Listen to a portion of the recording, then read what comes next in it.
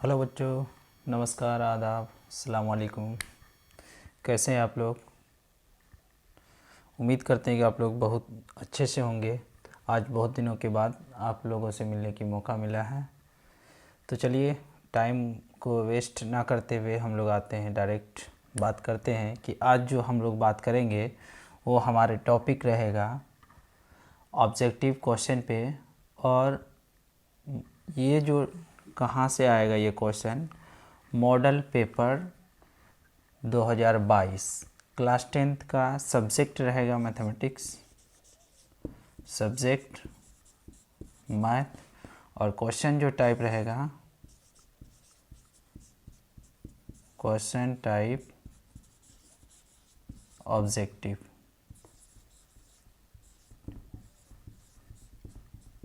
Objective question रहेगा। आज हम लोग इसको सॉल्व करने की कोशिश करते हैं। और जो डिफ़िकल्ट टाइप का क्वेश्चन रहेगा जिसमें बच्चे को समझ में नहीं आता है कि सर इनका आंसर कैसे होगा, है ना। कुछ ऑप्शन जो है कि गलत दिए हुए रहते हैं, उनको भी हम लोग देखते हैं और सुधार करके आपको दिया जाएगा। तो चलिए हम लोग डायरेक्ट टॉपिक को बात करते हैं और वीडियो को अंत तक देखिएगा, तभी आपको जो है ना पूरा समझ में आएगा। वीडियो को स्किप ना कीजिए और हमारे वीडियो को जो है ज़्यादा से ज़्यादा लाइक शेयर, और जो भी दिक्कत होगी कमेंट्स में आप ज़रूर लिखें।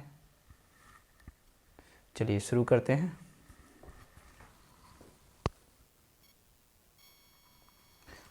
चलिए, आपके लिए पहला क्वेश्चन है, निम्नलिखित में कौन सी सबसे छोटी संयुक्त संख्या है। तो संयुक्त संख्या में से जो है, तो यहाँ पे ऑप्शन आता है क्या चीज़, ऑप्शन डी 4। ठीक है, संयुक्त संख्या बोलते हैं हम लोग कंपोजिट नंबर। ठीक है, कंपोजिट यानी भाज्य संख्या सबसे छोटी। तो 4 का फैक्टर करते हैं तो हम लोग के 4 का फैक्टर क्या क्या आ जाता है, 2 दूनी 4, 2 एक 2। अगर कोई संयुक्त संख्या भाज्य संख्या यानी नहीं है तो उसका केवल क्या हो जाएगा।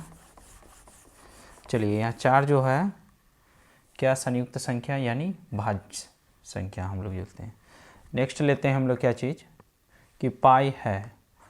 पाई एक अपरिमेय संख्या है, जबकि पाई का मान 22/7 एक परिमेय संख्या है। तो पाई क्या है, एक अपरिमेय संख्या।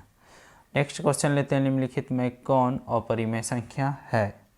तो यहाँ पे अपरिमेय चेक करना, तो ये देखिए कि 3 एक 3 और 3 चौके 12, तो ये 1 का वर्गमूल 1 निकल गया और 4 का 2, 1/2 हो जाता है। ये 2 एक 2 और 2 5 10, ये 1/√5 हो जाता है। और ये कट के कितना हो जाता है 1, इसका वर्गमूल 1 हो जाता है। और √2 गुना √2 ये क्या हो जाता है 2। तो यहाँ पूछ रहा है कि मेरा अपरिमेय, तो अपरिमेय क्या आया, बी नंबर ऑप्शन। चलिए अब नेक्स्ट क्वेश्चन लेते हैं।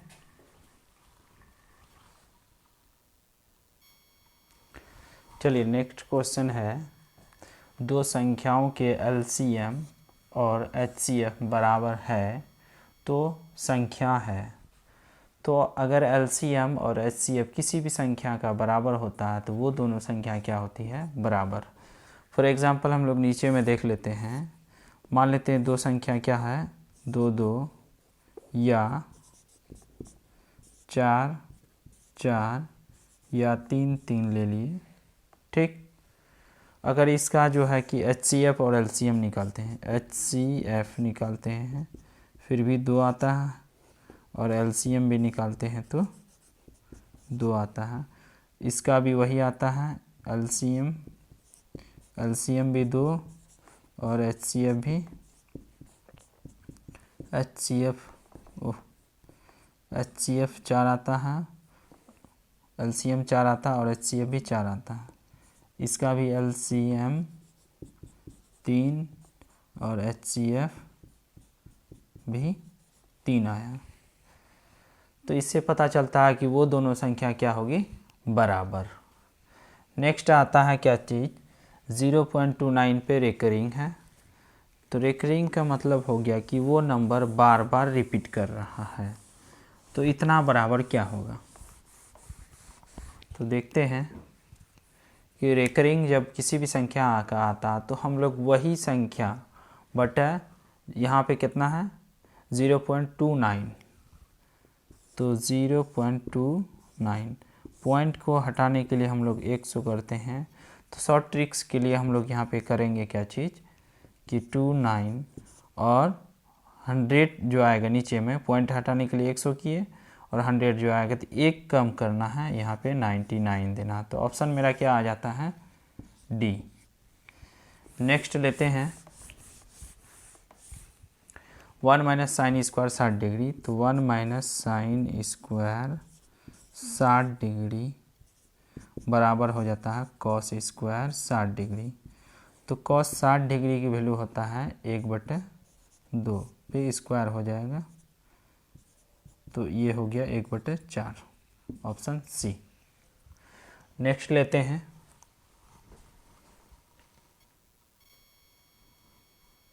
चलिए देखते हैं अब 7 नंबर क्वेश्चन। निम्नलिखित में किसका दशमलव प्रसार शांत है। तो दोस्तों देखिए कि परिमेय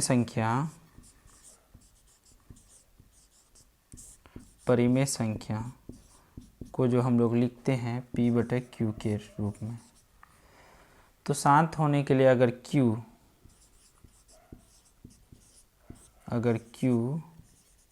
का फैक्टर करते हैं तो 2m या 5n यानी 2m इंटू 5n या 2m या 5n इस रूप में हो जाता है। यानी हर का फैक्टर, हर नीचे वाला फैक्टर करते हैं तो नीचे में क्या आना चाहिए 2 और 5, या फिर केवल 2 या फिर केवल 5 रहे तो वो दशमलव प्रसार क्या होगा शांत होगा। चलिए देख लेते हैं हम लोग करके फटाफट।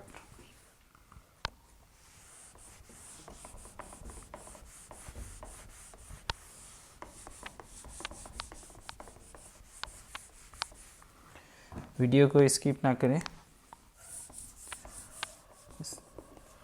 पूरा वीडियो देखेंगे तो बेहतर समझ में आएगा।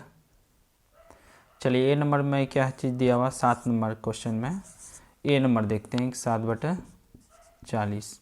तो 40 का जो ही फैक्टर करते हैं हम लोग 2 गुना 2 गुना 2 गुना 5 आता है, अर्थात 2/3 गुना 5। और बी नंबर ऑप्शन देखते हैं 7/21।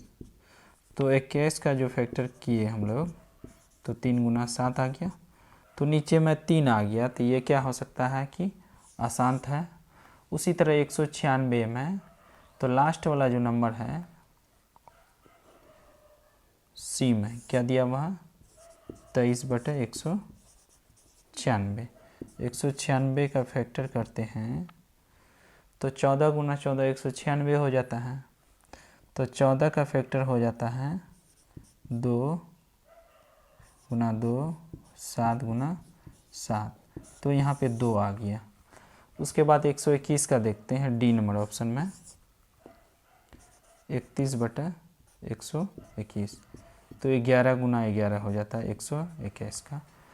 तो यहाँ हम जो बोले थे नीचे का फैक्टर में क्या आना चाहिए 2 और 5, या फिर केवल 2 या फिर केवल 5 आना चाहिए। तो यहाँ 2 और 5 दोनों हैं इसमें, तो ये ऑप्शन ए इसका राइट आंसर होगा। नेक्स्ट देखते हैं कि इसका अपोजिट क्वेश्चन है अशांत के बारे में। आप चाहें तो इसका आंसर खुद दे सकते हैं, आपको पता चल गया होगा इसका आंसर क्या होगा।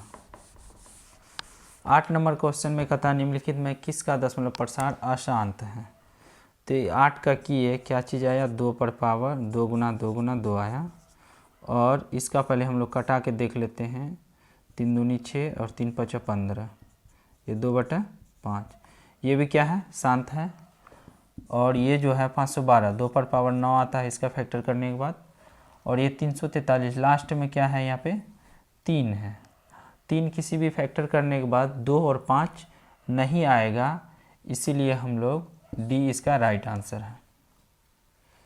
लास्ट में क्योंकि उसका 3 है, कितनों भी उसका फैक्टर करेंगे लेकिन लास्ट में क्या आना चाहिए, 5 और 2 नहीं आ रहा है, तो यही क्या होगा, अशांत दशमलव प्रसार होगा।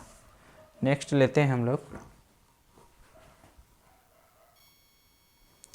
चलिए नेक्स्ट क्वेश्चन देख लेते हैं इसका। 9 नंबर क्वेश्चन में कहता है कि 400 के अभाज्य गुणनखंड में 5 का घातांक है। तो 5 का घातांक 400 का अभाज्य गुणनखंड हम लोग इस तरह से कर लेते हैं, आता है 200, 150, 25,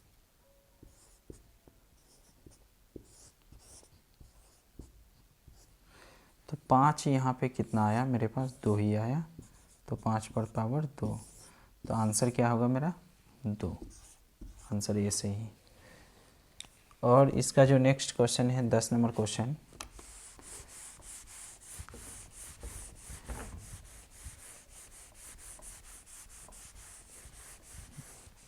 दस नंबर क्वेश्चन में कह रहा है यहाँ पे, यदि 130 बराबर 15 गुना 8 प्लस 10, तो 130 को यहाँ पे लिखा है 15 8 120 और 10 30, तथा HCF 130 और 15 का जो होगा वही HCF XY का होगा। तो XY कौन सा संख्या होगा, पहले हम लोग यहाँ पे चेक कर सकते हैं। 130 और 15 का HCF निकालेंगे तो इसका HCF क्या निकलेगा वो चेक कर लेते हैं। 130 बराबर हो जाता है 15 ना 8 प्लस 10, 15 बराबर 10, 1 प्लस 5, 10 बराबर 5 गुना 2 प्लस 0, तो HCF मेरा यहाँ पे क्या निकल गया 5 निकला। अब यहाँ पे देखते हैं कि ऑप्शन में जो दिया हुआ है उसका किसका HCF 5 निकल रहा है, तो HCF इसी का निकलेगा, ए नंबर ऑप्शन में देख लेते हैं 15 और 10 का HCF, 10 बराबर 10 15 का HCF दोस्तों यहाँ पे हम लोग निकाल चुके हैं, 5 ही निकलेगा। 15 बराबर लिखेंगे 10 गुना 1 प्लस 5 और 10 बराबर 5 गुना 2 प्लस 0, तो कौन पूरा पूरा जो विभाजित कर सकता है, तो 5 इसका HCF निकल गया। तो यहाँ पे क्वेश्चन में जो कहता है कि 130 और 15 का जो HCF होगा वही XY का होगा, तो XY कौन सा नंबर है, इसमें तो 2 आ रहा है, इसमें 1 आ रहा है HCF और इसका 8 आ रहा है HCF, ठीक है। तो 5 HCF किसका आया, ऑप्शन ए इसका राइट आंसर है।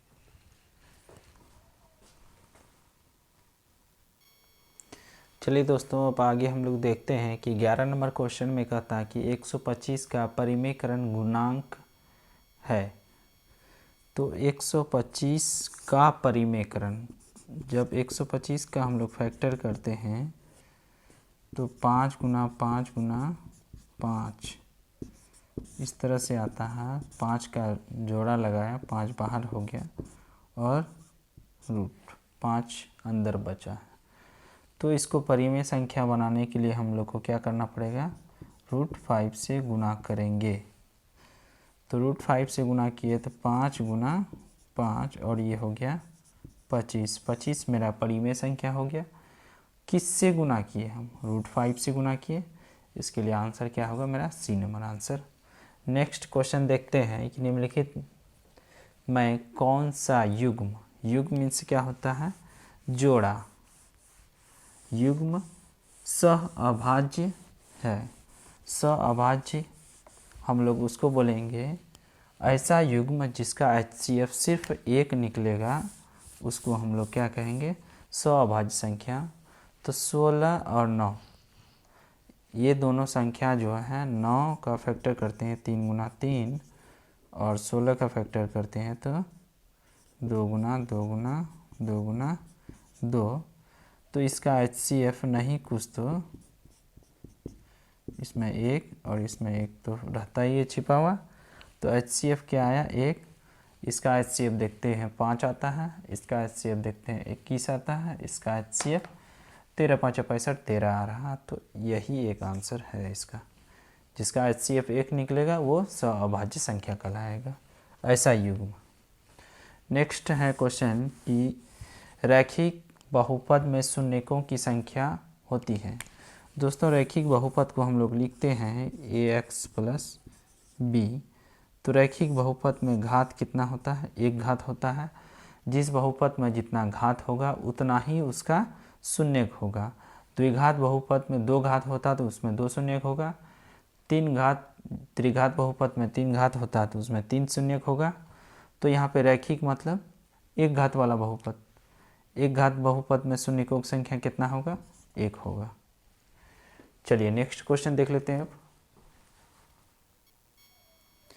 चलिए दोस्तों अब देखते हैं कि 15 नंबर क्वेश्चन में कहता है कि बहुपद x² - 1 के शून्यक हैं।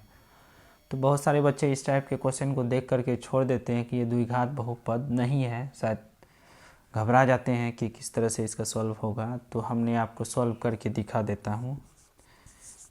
x² यानी फर्स्ट एंड लास्ट टर्म दिया हुआ है, इसको 0 कर लेते हैं। x² बराबर यहाँ पे 1 हो जाएगा और x बराबर यहाँ पे रूट चला गया। ये जो ही रूट से बाहर होता है तो किसी भी नंबर माइनस का भी स्क्वायर उतना ही होता है और प्लस का भी स्क्वायर 1 होता है। यानी -1 का स्क्वायर 1 + 1 का स्क्वायर 1। तो हम लोग रूट से बाहर करने के बाद हम लोग यहाँ पे 1 लगाते हैं। और दूसरा कॉन्सेप्ट ये देखते हैं कि घात यहाँ पे कितना है? 2 है, तो इसका शून्यक भी कितना होगा? 2 होगा। तो हम लोग को यहाँ पे देखा गया है +-1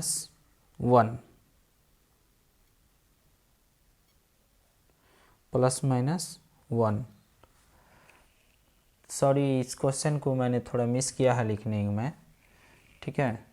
तो यहाँ पे घात 1 है, तो इसको सॉल्व करने के लिए हम लोग को क्या करना पड़ेगा? इतना नहीं करना है। x - 1 बराबर क्या हो गया? 0। तो x बराबर इसको उस पार भेजने के बाद ये 1 आ गया, तो इसका शून्य क्या आ गया? 1। नेक्स्ट क्वेश्चन है 15 नंबर क्वेश्चन। किसी द्विघात बहुपद के शून्यक यदि -4 और एवं 7 है तो द्विघात बहुपद होगा। तो यहाँ पे हम लोग अल्फ़ा बराबर -4 और बीटा बराबर हम लोग मान लिए 7। तो पहले हम लोग अल्फ़ा प्लस बीटा निकाल लेते हैं। -4 और +7 यहाँ पे हो गया 3 और अल्फ़ा इंटू बीटा निकाल लिए तो -4 × 7 तो -28 हो जाता है। द्विघात बहुपद का जो फार्मूला होता है px बराबर x² - alpha plus beta into x plus alpha into beta, ठीक है। तो alpha x² alpha plus beta हम लोग निकालें 3 और यहाँ पे क्या है -3x और अल्फ़ा इंटू बीटा -28 निकालें तो माइनस और यहाँ प्लस है तो इसीलिए आ जाएगा -28। ऑप्शन देखते हैं, आया मेरा सी नंबर ऑप्शन। चलिए अब नेक्स्ट देखते हैं। इस टाइप का क्वेश्चन आएगा दोस्तों, इसी तरह सॉल्व करना है आपको। कोई सा भी अगर अल्फ़ा प्लस बीटा और अल्फ़ा इंटू बीटा भी दिया हुआ रहेगा फिर भी इसी टाइप से हम लोग बैठा के सॉल्व कर सकते हैं। नेक्स्ट क्वेश्चन देखते हैं हम लोग इसी टाइप का। चलिए हम लोग अब देखते हैं कि 16 नंबर क्वेश्चन में कहता है एक द्विघात बहुपद के शून्यकों का योग और गुणनफल क्रमशः 5 तथा 6 है तो द्विघात बहुपद होगा। इससे पहले वाला क्वेश्चन में हम लोग 15 नंबर क्वेश्चन में इस टाइप का कर चुके हैं। तो शून्यकों का योग हम लोग मान लेते हैं कि अल्फ़ा प्लस बीटा ये दिया हुआ 5 और अल्फ़ा इंटू बीटा हम लोग मान लिए क्या चीज़ दिया हुआ है 6। तो द्विघात बहुपद सिंपल सा फॉर्मूला है x² - alpha plus beta into x plus alpha into beta. और इस पे हम लोग बैठा लेते हैं कि x² अल्फ़ा प्लस बीटा कितना है 5 x और अल्फ़ा इंटू बीटा कितना दिया हुआ है 6। तो ऑप्शन देख लेते हैं कि x square minus 5x plus 6, x square minus 5x plus 6, इसका बी राइट आंसर है। नेक्स्ट क्वेश्चन है कि यदि द्विघात बहुपद Y square minus 6y plus 8 के शून्यक अल्फ़ा तथा बीटा है तो अल्फ़ा इंटू बीटा का मान क्या होगा। तो बहुपद मेरा दिया हुआ है Y square minus 6y plus 8। तो हम लोग जानते हैं कि एक्स स्क्वायर का जो कोफिशिएंट यानी गुणांक होता है वो ए कहलाता है। तो ए बराबर यहाँ पे 1 है और बी बराबर यहाँ पे -6 है और सी बराबर मेरा 8 है। तो शून्यकों का अल्फ़ा इंटू बीटा हम लोग जानते हैं क्या होता है सी बाई ए। सी का वैल्यू यहाँ पे -6 दिया हुआ है और ए का वैल्यू यहाँ पे 1 इक्वल टू -6। तो इस तरह से राइट आंसर मेरा आता है डी। नेक्स्ट देखते हैं अब। चलिए अब हम लोग देखते हैं कि 18 नंबर क्वेश्चन में जो पूछा जा रहा है कि बहुपद एफ एक्स, यानी दोस्तों की बहुपद को p x q x r x से डिनोट किया जाता है। तो यहाँ पे एफ से डिनोट किया तो यहाँ पे वेरिएबल क्या दिया हुआ x, 3x square minus 7x plus 2 है। तो f माइनस 1 का मान है। तो एफ एक्स बराबर यहाँ पे दिया हुआ है 3x square minus 7x plus 2। तो x के जगह यहाँ पे क्या रखा है -1। तो हम लोग भी यहाँ पे x के जगह -1 रखेंगे। उसका जो है कैलकुलेशन क्या आता है +2। तो दोस्तों ये हो जाएगा 3 × 1 माइनस माइनस प्लस 7 प्लस 2। तो ये हो गया 7 2 9 और 3 1 3 9 3 12। तो ऑप्शन देखते हैं यहाँ पे मिलता है बी मेरा राइट आंसर। नेक्स्ट देखते हैं कि क्वेश्चन यहाँ पे कहता है कि 19 नंबर एक्स स्क्वायर माइनस 3 के शून्यक हैं। सॉल्व करके दिखाते हैं दोस्तों, बहुत ही मेहनत करते हैं आप लोग। ज़रा से लाइक और शेयर करना ना भूलिएगा, बहुत ज़्यादा मेहनत करना पड़ता है। वीडियो को स्किप ना कीजिए। अगर आपको कुछ नॉलेज कुछ सीखना है तो हो सकता है इस टाइप का सब्जेक्टिव में भी क्वेश्चन आ जाए तो आप सॉल्व कर सकते हैं आसानी से। तो यहाँ पे शून्यक है एक्स स्क्वायर माइनस 3 बराबर 0 कर लेंगे और एक्स स्क्वायर बराबर इसको उस पार भेजेंगे तो 3 आ जाएगा और ये स्क्वायर है तो 3 पे आके रूट चला जाता है। हर नंबर में 1 से गुना रहता है तो हम लोग रूट से बाहर करते हैं 1 को तो प्लस माइनस लगेगा, प्लस माइनस लगेगा, प्लस माइनस √3। तो द्विघात बहुपद है तो शून्यक भी कितना होगा 2 होगा। तो एक बार लिखते हैं हम लोग 3 और दूसरा -√3। ऑप्शन देख लेते हैं मेरा बी राइट आंसर है। नेक्स्ट क्वेश्चन देख लेते हैं अब। दोस्तों 20 नंबर क्वेश्चन में कहता है कि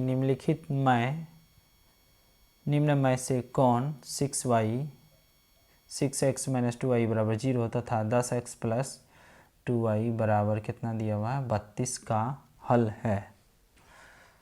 तो इसको तो हम लोग दो तरीक़ा से कर सकते हैं, चाहे तो ये वैल्यू को इस पे रख करके जो सेटिस्फाइड करेगा इक्वेशन को वो भी होता है, और दूसरा हम लोग इसको हल करके भी चेक कर सकते हैं। तो हल करने में ज़रा सा टाइम लगता है तो हम लोग हल कर लेते हैं। देखते हैं 6x माइनस 2y बराबर 0 और 10x प्लस 2y बराबर 32 देख लेते हैं। समीकरण 1 है और समीकरण 2 है। समीकरण 1 में 2 को जोड़ने पर देखते हैं ये वाला पोर्शन ख़त्म हो जाता है। 16x बराबर हो गया 32 और ये ख़त्म हो गया 2x बराबर 2। समीकरण 1 में जो है x का वैल्यू रखते हैं, या समीकरण 2 में जिसमें मर्जी हो उसमें रख सकते हैं आप। समीकरण 1 में रखते हैं तो 6 × 2 माइनस 2y बराबर 0, तो 12 बराबर 2y हो गया, ये कटेगा 6, y बराबर 2। तो x बराबर 2 ए वाई बराबर यहाँ पे क्या निकला मेरा 6, एक्स बराबर 2, वाई बराबर 6। तो ऑप्शन बी मेरा राइट आंसर है यहाँ पे। नेक्स्ट क्वेश्चन देख लेते हैं। अब देखते हैं कि 21 और 22 दोनों सेम टाइप का क्वेश्चन है लगभग, तुलनात्मक, यानी तुलना के आधार पे इसमें जो है कि क्वेश्चन का हल निकलेगा। तो देखते हैं किस नंबर क्वेश्चन में पूछा जाता है, यदि रेखाएं 4x plus p y equal to 6 तथा 12x minus 9a plus 9y बराबर 15 समांतर है। तो यहाँ पे रेखा क्या है, 21 नंबर में समांतर रेखा है, ठीक है, एक दूसरे को कभी कट नहीं कर रहा है। तो इसका शर्त समांतर रेखा का a1/a2 बराबर होगा b1/b2 और बराबर नहीं होगा c1/c2। तो हमको देखना है कि समीकरण 1 में a1 मेरा हो जाता है 4 और a2 कितना हो जाता है 12 बराबर b1 यहाँ पे क्या दिया हुआ p और b2 9।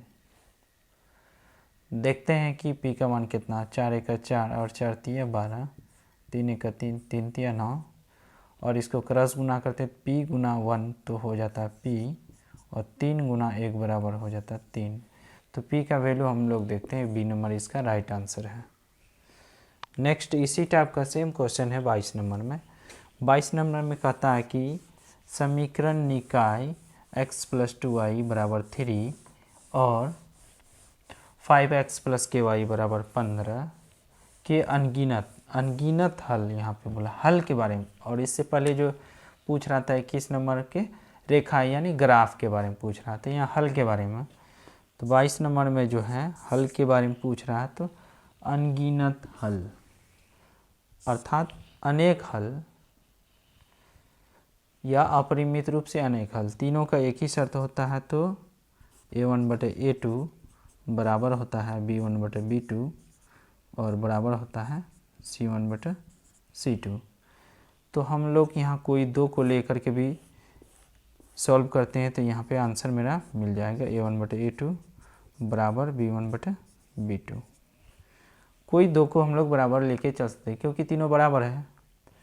तो a1 मेरा कितना दिया हुआ है 1, x के साथ नहीं कुछ तो 1 छिपा हुआ रहता है गुना के रूप में, और a2 मेरा कितना दिया हुआ 5 और b1 मेरा दिया हुआ है 2 और b2 दिया हुआ है k।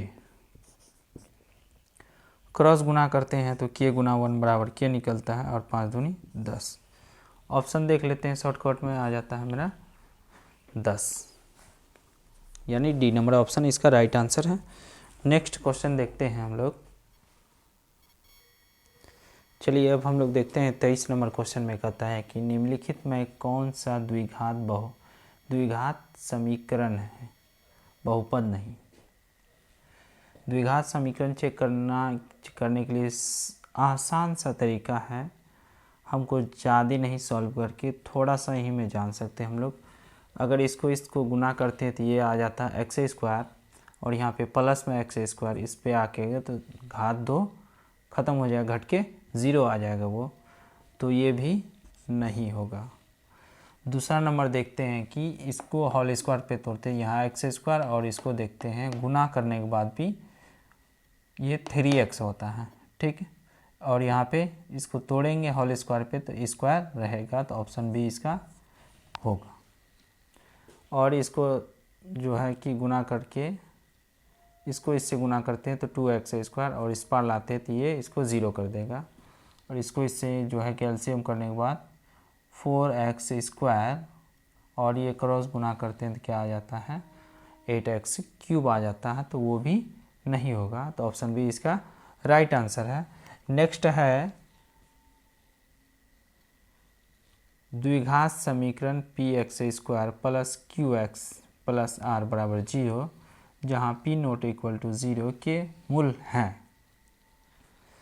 तो मूल हैं तो हम लोग मूल का जो फॉर्मूला जानते हैं a इस टर्म में जानते हैं A X square plus B X plus C बराबर 0 रहता है, तो हम लोग यहाँ मूल का जो फॉर्मूला जानते हैं minus b plus minus under root b square minus 4ac बटे 2a। यहाँ पर हम लोग देखते हैं कि b के जगह मेरा क्या है q, तो हम लोग बैठा देंगे minus q plus minus under root b square यानी q का स्क्वायर 4a के जगह पे यहाँ पे क्या दिया हुआ p 4ac c के जगह क्या दिया हुआ है r, ठीक है, बटे 2 a का जगह क्या दिया हुआ है p। तो ऑप्शन देखेंगे हम लोग बी नंबर इसका राइट आंसर है। Minus q plus minus q square minus 4pr बटे 2p। चलिए हम लोग अब नेक्स्ट क्वेश्चन लेते हैं। चलिए अब देखते हैं हम लोग 25 नंबर क्वेश्चन में द्विघात समीकरण 6x square plus 6x plus 1 बराबर 0 के मूलों की प्रकृति होगी। तो दोस्तों मूलों की प्रकृति हम लोग ऐसे पता नहीं कर सकते जब तक उसको d निकाल के चेक नहीं कर लेते हैं। तो d के द्वारा हम लोग चेक करते हैं 6x square plus 6x plus 1 बराबर 0 के d क्या निकलते हैं। तो d का जो फार्मूला होता है बी स्क्वायर माइनस 4ac, तो b यहाँ पे दिया हुआ है 6 का स्क्वायर माइनस 4, a का मान कितना 6 और c का मान यहाँ पे 1, तो ये हो गया 36 और 6 चौके 24 और ये निकल जाता है 12।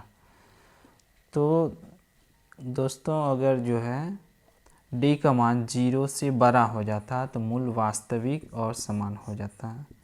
0 से क्या हो गया 12 बड़ा है, तो हम लोग मूल लिखेंगे, मूल हो जाएगा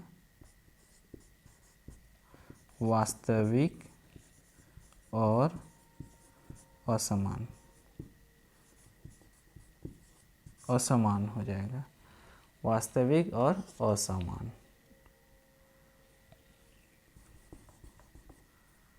असमान अगर यूं ही मेरा अगर d बराबर 0 निकलता तो मूल मेरा हो जाता वास्तविक और समान हो जाता। क्या हो जाता समान, या लिखते हम बराबर, क्या लिखते बराबर। लेकिन इस क्वेश्चन का आंसर क्या होगा वास्तविक और असमान हो जाएगा क्योंकि 12 निकला है मेरा d। चलते अब नेक्स्ट क्वेश्चन देख लेते हैं। देखिए अब हम लोग पढ़ेंगे 26 नंबर क्वेश्चन। 26 नंबर क्वेश्चन में कहता है द्विघात समीकरण 3x स्क्वायर माइनस 18 प्लस 6 के मूलों का योग है। तो जाहिर सी बात है कि 3x square minus 18x plus 6 बराबर 0। दोस्तों मूलों का योग का जो हम लोग फार्मूला पढ़ते हैं, मान लिए कि मूल मेरा अल्फ़ा और बीटा है, इसका योग का फार्मूला होता है माइनस बी बाई ए। यहाँ माइनस क्या है b के जगह 18 और a का मान 3, तो 18 बटा 3 यहाँ पे हो गया क्या 6। ऑप्शन डी मेरा राइट आंसर है मूलों का योग का। अब हम लोग नेक्स्ट लेते हैं, इसी टाइप का क्वेश्चन है।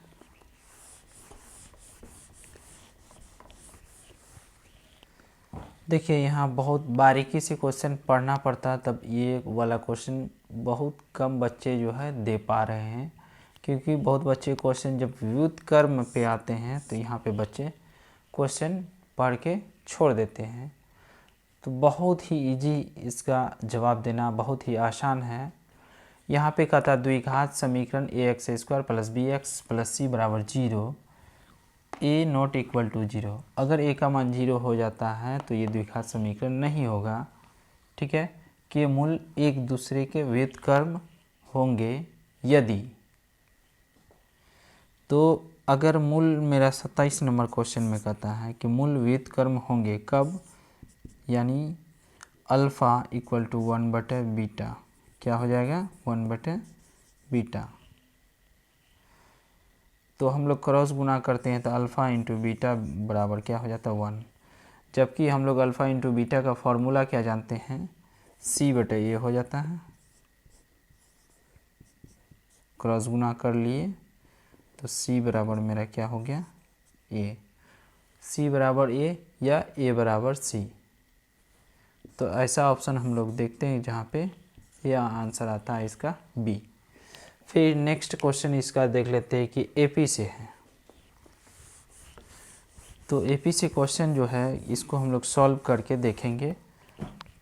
तो यहाँ पे जो आता है समांतर श्रेणी 1/2, 1 और 3/2 और 2 का 15वां पद क्या है। तो यहाँ पे A प्रथम पद हो गया मेरा 1/2 और D निकाल लेते हैं कि 1 माइनस 1/2, 2 1 2 में 1 घट गया तो 1/2 D निकल जाता है। अब हमको 15वां पद निकालना है A15। 15वां पद का सूत्र होता है A + 14D। A का मान मेरा कितना दिया हुआ है 1/2 प्लस 14, D का वैल्यू 1/2, ये कट गया 7 आ गया, तो 1/2 और 7 गुना 1 बराबर 7 हो गया, 7 दूनी 14 और 1 15/2 निकल गया यहाँ पे। दोस्तों हम लोग करते हैं क्या है कि इसको इससे गुना करते हैं और 1 प्लस है तो जोड़ लेते हैं उसको। तो ये क्या हो गया 15/2 आ गया। तो 15 ऑप्शन बी इसका राइट आंसर है। अब नेक्स्ट क्वेश्चन लेते हैं फिर आगे, और वीडियो को स्किप ना करते हुए और देखें, और बहुत ही इम्पोर्टेंट क्वेश्चन आप लोगों के बीच में लाने के लिए जा रहा हूँ।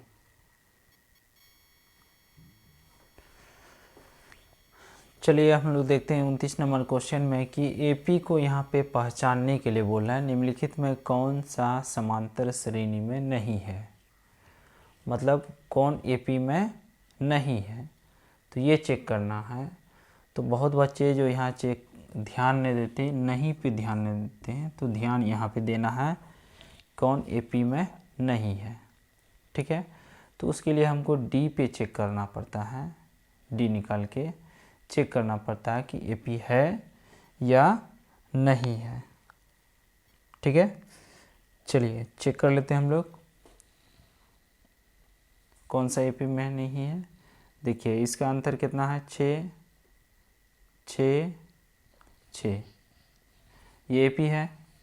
और इसका अंतर देख लेते हैं कितना हो गया 6 और ये 5, और ये हो जाता है 5। इसको देखिए इसको घटाने के बाद कितना आता है 6, इसको घटाए कितना आया 5, इसको घटाए 5। तो ऑप्शन मेरा क्या है डी। चलिए नेक्स्ट क्वेश्चन देख लेते हैं। देखिए अब ये लास्ट क्वेश्चन है आज का ऑब्जेक्टिव क्वेश्चन के लिए। फिर हम लोग मिलेंगे नेक्स्ट वीडियो में, इससे आगे और ऑब्जेक्टिव क्वेश्चन आप लोगों के बीच लेके आऊँगे, और बहुत ही अच्छा वीडियो लेके आऊँगा, और काफ़ी इम्पोर्टेंट रहेगा आगे वीडियो। अब लास्ट क्वेश्चन हम लोग आज पढ़ लेते हैं, फिर नेक्स्ट वीडियो में दूसरा दिन मिलते हैं। तब तक के लिए बहुत बहुत धन्यवाद। और दोस्तों बहुत ही मेहनत करना पड़ता है आप लोगों के लिए, तो हमारे वीडियो ज़्यादा से ज़्यादा आप लोग शेयर करें, वीडियो को लाइक करें, और आप लोगों को मेरा वीडियो कैसा लगा और मेरा जो समझाने का तरीका आप लोगों को कैसा लगा, कमेंट्स में ज़रूर इसके बारे में बताएं कि आप लोग को मेरा वीडियो कैसा लगा। तो हम लोग 30 नंबर क्वेश्चन जो है पढ़ते हैं और समझने की कोशिश करते हैं। इससे सब्जेक्टिव क्वेश्चन भी हम लोग सॉल्व कर सकते हैं। ये तो ऑब्जेक्टिव है। यहाँ का था किसी समांतर श्रेणी का पहला पद 9 एवं सर्वांतर -3 है। पहला पद बोले तो इसमें ए बराबर कितना दिया हुआ 9 और डी बराबर दिया हुआ -3, और प्रथम 12 पदों का योग क्या होगा, तो n बराबर यहाँ पे 12 दिया हुआ है। हम लोग Sn बराबर जानते हैं n/2 bracket 2a plus n minus 1 into D, ये फार्मूला जानते हैं। तो S12 है 12/2 ब्रैकेट 2a का वैल्यू यहाँ पे दिया हुआ 9 प्लस 12 माइनस 1 अगुना -3। अब ये हो जाएगा कट के 6 हो गया, 9 दूनी 18 प्लस 11 गुना -3। अब देख लेते हैं 6 18 11 33 प्लस माइनस माइनस हो गया, 13 में 8 घट गया, 5 2 में 1 घट गया, 1 -15 और 15 छके 90, यहाँ आ गया माइनस में 90। तो -90 मेरा राइट आंसर सी निकला है। चलिए तब तक के लिए आप लोग का बहुत बहुत धन्यवाद। उम्मीद करते हैं कि हमारा मेहनत कामयाबी होगा और आप लोगों को बेहतर से बेहतर समझ में आया होगा। Thank you.